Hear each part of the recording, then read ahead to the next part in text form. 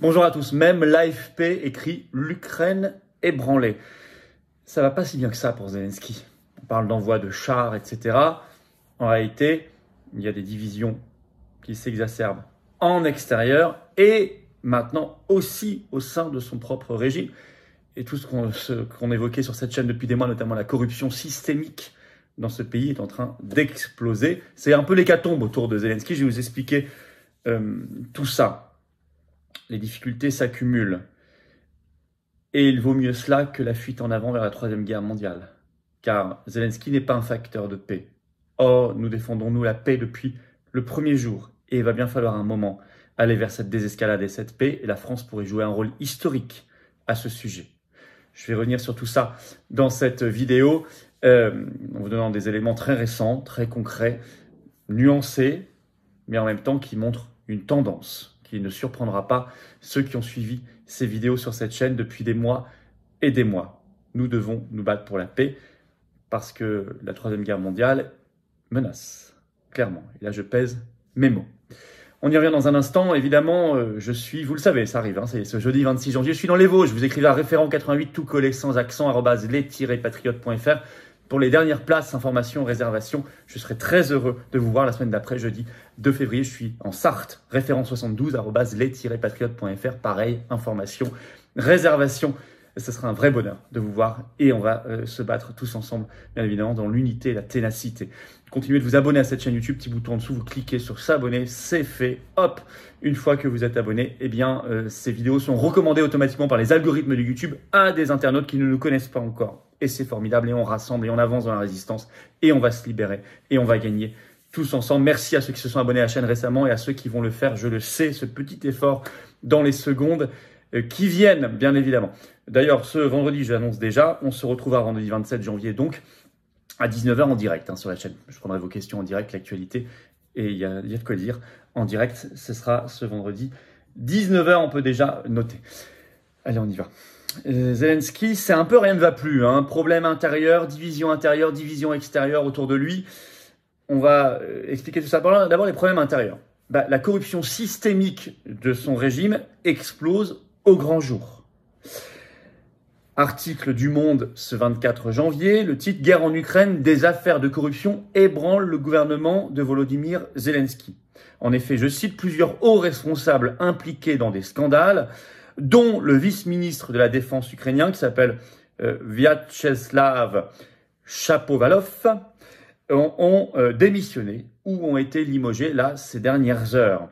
En effet, ce 24 janvier, il y a eu 2 démissions. Donc, le chef adjoint du bureau du président, ce qui n'est quand même pas rien, donc Kirilo Timochenko, et donc le vice-ministre ukrainien de la Défense, mais aussi limogeage du procureur général adjoint. À tel point que ce 25 janvier, l'AFP sort une dépêche, je vous le disais, l'Ukraine ébranlée. Donc, ça n'a jamais été à ce point. Je vous explique ce qui se passe en vous lisant un extrait de l'article du Monde pour que vous compreniez d'où ça vient ce scandale. Je cite. « La première déflagration au sein du pouvoir s'est produite le 21 janvier lors de la parution d'une enquête retentissante dans l'hebdomadaire Zerkalo Nedelli qui révélait la surfacturation massive de produits alimentaires destinés à l'armée à travers une société écran. L'escroquerie, selon le magazine, atteindrait la somme de 330 millions de dollars. Soit un peu plus de 303 millions d'euros. Le jour suivant, je cite, le vice-ministre des Infrastructures, Vassil Lovzinski, était arrêté, donc un autre encore, hein, par la police anticorruption, la main dans le sac, alors qu'il empochait un pot de vin de 400 000 dollars, donc 367 000 euros. Il a été limogé sur le champ du gouvernement. Alors au départ, les proches de Zelensky avaient tenté de nier ce que rapporte Le Monde. Le ministère de la Défense, par exemple, évoquait au départ de fausses informations nuisant aux intérêts de la défense. Puis un proche de Zelensky évoquait, je cite, une erreur technique. Mais bon, ils ont dû regarder quand même l'évidence. Je rappelle que selon l'ONG Transparency International, en 2021, l'Ukraine est classée 122e sur 180 pays pour la corruption. Pays très très corrompu, record d'Europe, et que déjà ce 17 janvier... Comme quoi il se passe des choses en Ukraine. Selon une dépêche de l'agence Reuters, un influent conseiller de Zelensky démissionné pour erreur fondamentale. Il s'appelle Oleksiy Arestovitch. Et il avait déclaré que si un missile russe s'était écrasé sur un immeuble résidentiel en Ukraine faisant 44 morts, c'est parce qu'il avait en fait été frappé par les forces ukrainiennes. On lui avait dit non, dis pas ça, ça va servir à la propagande russe. Donc il a dû revenir en arrière. Enfin bref, je pense que c'était malgré tout la vérité. Et donc il a démissionné. Il se passe beaucoup de choses. C'est un peu l'hécatombe autour de Zelensky. Je rappelle, on parle de 300 millions d'euros de pots de vin, de corruption, etc. Que la France, au titre de l'aide de l'Union européenne, chaque mois, pendant tout 2023, envoie 300 millions d'euros à ce régime de Zelensky. Janvier, février, jusqu'en décembre 2023, 300 millions d'euros par mois, soit 10 millions d'euros par jour pendant un an, au passage. Bon. Mais il n'y a pas que cela. Il y a aussi les divisions extérieures qui s'accumulent. J'y reviens dans un instant. Si vous voulez vous battre pour la paix, il faut venir aux Patriotes. Voilà. Je fais une petite parenthèse, mais je vous appelle à adhérer ou à reprendre votre adhésion annuelle si elle a plus d'un an. Le lien pour adhérer et réadhérer, c'est le même, c'est le premier sous la vidéo en description. Et vous le trouverez également en commentaire épinglé. Vous allez le trouver également dans les dernières secondes de la vidéo en cliquant sur votre écran. Sous la vidéo en description, vous trouverez un deuxième lien. C'est pour faire un don de soutien aux patriotes. Je vous le dis au passage. Se battre pour la paix, ça n'est pas une mince affaire. C'est pour nous-mêmes qu'on se bat et pour les générations qui viennent. Et je crois que nous avons le devoir de le faire. Et il va falloir que ça passe par la sortie de l'OTAN et la sortie de l'Union européenne. Nous défendons cela aux patriotes. Nous défendons la paix depuis le premier jour. Je vous attends. Vous serez bien accueillis. Toutes nos belles valeurs de paix, de liberté, de souveraineté, de dignité humaine, de justice, nous les défendons ensemble. Et que vous habitiez en métropole, outre-mer ou à l'étranger, vous serez bien accueillis, vous serez mis en relation surtout avec des gens qui pensent comme vous. Bah oui, ça fait du bien quand même. Ça fait du bien de sortir de l'isolement et nous en savons tous quelque chose. Alors n'hésitez pas, je vous attends, vous serez magnifiquement accueillis. Je vous rappelle que les adhésions, les dons, les réadhésions sont défiscalisés aux 2/3 pour vous. Je vous rappelle aussi que nous n'avons pas eu un centime de financement public encore, ni d'aide des banques auront fait, et que ça coûte très cher. Grand bravo aux donateurs, aux réadhérents, grand bienvenue aux nouveaux adhérents patriotes. Je reprends notre affaire. Oui, les difficultés extérieures s'accumulent et les divisions aussi pour Zelensky, cette fois-ci plus en Ukraine, mais à l'extérieur. Alors, on nous dit ce 25 janvier que le chancelier allemand Olaf Scholz, peut-être que quand vous verrez cette vidéo, l'annonce aura été faite, au moment où je l'enregistre, c'est apparemment imminent, va annoncer que l'Allemagne est d'accord pour envoyer des chars Léopard à l'Ukraine. Et qu'elle va autoriser notamment la Pologne et la Finlande à faire de même dans le cadre d'une réexportation. D'accord. Mais l'Allemagne, en réalité, est de plus en plus divisée. Je prends cet article tout récent de France 24, du 24 janvier. Le titre « Ukraine, le gouvernement allemand apparaît divisé sur la question des chars Léopard ». Dans un reportage de France 24, vous pouvez le voir, il est toujours en ligne, on apprend qu'il y a des tensions au sein de la coalition allemande tripartite. Avec d'un côté les libéraux et les écologistes, dont la ministre des Affaires étrangères allemande, clairement favorable à cet envoi, nous dit-on, à cette livraison.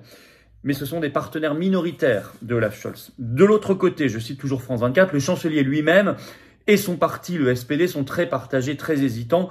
France 24 ajoute, il y a une crainte d'être considéré par la Russie comme un État co-belligérant et cette crainte, dit France 24, est omniprésente. Et ils ont raison de la qualifier d'omniprésente parce que c'est une crainte très justifiée et très lourde de conséquences. Être considéré comme co-belligérant, ça veut dire la Troisième Guerre mondiale. L'Allemagne a été très divisée. Autre problème, autre division qui accable Zelensky sur l'adhésion à l'OTAN de la Suède et de la Finlande. Et il se trouve que la Suède pourrait ne pas adhérer à l'OTAN finalement et que la Finlande peut-être le ferait toute seule. C'est ce qu'on apprend par une dépêche de l'AFP du 24 janvier. Ukraine, la Finlande doit envisager d'adhérer à l'OTAN sans la Suède. C'est ce qu'a déclaré la ministre des Affaires étrangères finlandaise, Pekka Haavisto, ce 24 janvier. Car il y a, je cite la dépêche, un feu rouge d'Ankara, donc de la Turquie, à l'adhésion de la Suède. Helsinki, donc la Finlande, dit, je cite, qu'il est trop tôt pour prendre une décision, ça s'enlise. Rappelez-vous que ça fait des mois et des mois qu'on en parle de cette adhésion et que Zelensky compte beaucoup là-dessus, mais aussi les faucons américains. Mais ça s'enlise. Autre division, cette fois entre d'un côté les Pays-Baltes et la Pologne, de l'autre côté la République tchèque. Donc division au sein même de l'Union européenne, que des membres de l'Union européenne. Confère l'article d'Euractiv ce 24 janvier, je cite le titre, « Les Pays-Baltes et la Pologne s'indignent des commentaires anti-OTAN d'Andrzej Babis, qui est candidat en finale, donc au second tour à la présidence tchèque. Le second tour a lieu les 27 et 28 janvier prochains en République tchèque. C'est un ancien Premier ministre, ça n'est pas rien. Il a dit en effet lors d'un débat télévisé dimanche 22 janvier à la télévision tchèque, on lui a demandé si jamais la Pologne ou les Pays-Baltes étaient attaqués par la Russie, est-ce que vous enverriez des troupes tchèques pour les défendre? Il a dit certainement pas. C'est-à-dire qu'il s'est posé contre l'article 5 de l'OTAN qui normalement prévoit une automaticité en cas d'attaque d'un des membres de l'OTAN. Pareil d'ailleurs au sein de l'Union européenne depuis le funeste traité de Lisbonne, je vous le signale. Ça s'appelle l'engrenage de la guerre mondiale. Alors en Pologne, les propos de ce finaliste ancien Premier ministre tchèque ont été qualifiés de regrettables, mais aussi de stupides. On l'a même traité, je cite, de caisse de résonance de Poutine. Bref, ça va pas fort. Voilà. Alors ça va pas fort pour Zelensky en interne, ça va pas fort non plus, contrairement aux apparences, en extérieur. Donc ça va pas fort, ça tourne assez mal pour lui. L'extérieur est plus divisé qu'il n'y paraît. Et l'intérieur va beaucoup moins bien qu'il n'y paraissait aussi. Vous ne serez pas étonné si vous avez vu mes dernières vidéos. Ce qui est assez nouveau, c'est que maintenant apparaissent les divisions en interne et les crises en interne. Et oui, c'est un régime qui est très largement mité et corrompu. Bon, la France doit maintenant comprendre, et là je pèse mes mots une nouvelle fois, qu'elle doit être à l'initiative de la paix. Elle doit prendre une initiative de sagesse et de paix et de raison. Et le plus vite sera le mieux. Et ça nécessitera, dans un premier temps, de défier l'OTAN et l'Union européenne, dont je pense qu'il faut que nous partions, il faut que nous les quittions le plus vite possible. Mais dans un premier temps, même si on est encore dans l'OTAN et l'Union européenne, il va falloir prendre cette initiative de paix, de sagesse et de raison en défiant ces facteurs de guerre. Il faut se mettre hors de tout ce cirque dangereux et de surcroît corrompu. Voilà pourquoi on se bat, et on se bat ensemble. Faites circuler cette vidéo, elle est importante.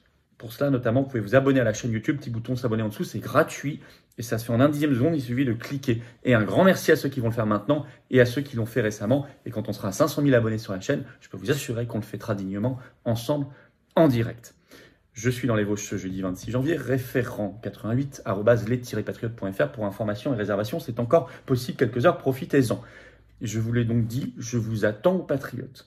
Adhérer, réadhérer, c'est le premier lien sous la vidéo en description. Faire un don, c'est le deuxième sous la vidéo en description. Tout ça est défiscalisé aux deux tiers pour vous.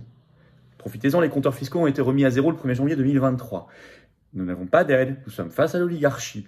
Nous n'avons pas reçu un centime d'aide publique. Or, on fait, ça coûte cher, il y a l'inflation. Les dons supérieurs à 500 €, on a ajouté un avantage personnalisé pour vous. C'est expliqué sur le site des Patriotes. Dans tous les cas, c'est vital, c'est utile. Dans tous les cas, c'est défiscalisé. Dans tous les cas, vous serez les bienvenus. Et dans tous les cas, quand vous serez adhérent ou réadhérent, si vous avez adhéré il y a plus d'1 an, il faut réadhérer, vous serez mis en relation avec des gens qui pensent comme vous, près de chez vous.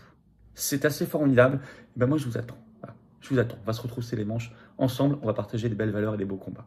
Bravo aux donateurs, aux réadhérents. Bienvenue aux nouveaux adhérents patriotes et vive la France.